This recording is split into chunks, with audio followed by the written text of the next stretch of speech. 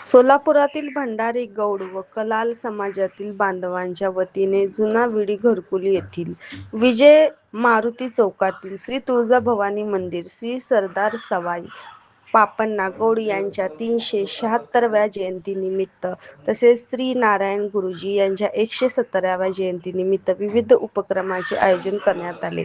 यावेळी समाज बांधवांसाठी नेत्र तपासणी, आरोग्य तपासणी तसेच रक्तदान शिबिराचे आयोजन करण्यात आले। या शिबिराला समाजातील नागरिकांनी उत्स्फूर्त प्रतिसाद देत आरोग्य तपासणी करून घेतली तसेच रक्तदान केले।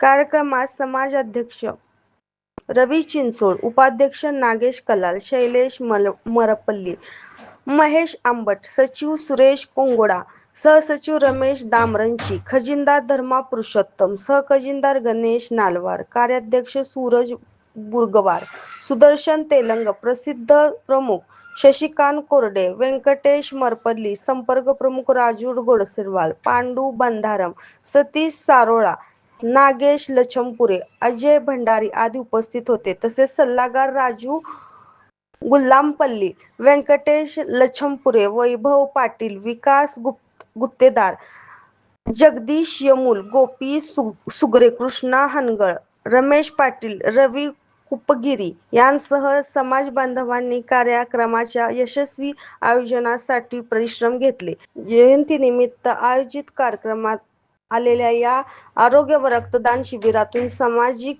एकोपा आणि आरोग्य जनजागृतीचा संदेश देण्यात आला। जय गौड। आज सरदार सवाई पापण्णा गौड महाराजची 376वी जयंतीच्या निमित्ताने आम्ही सर्व एकत्र आलेलो आहे।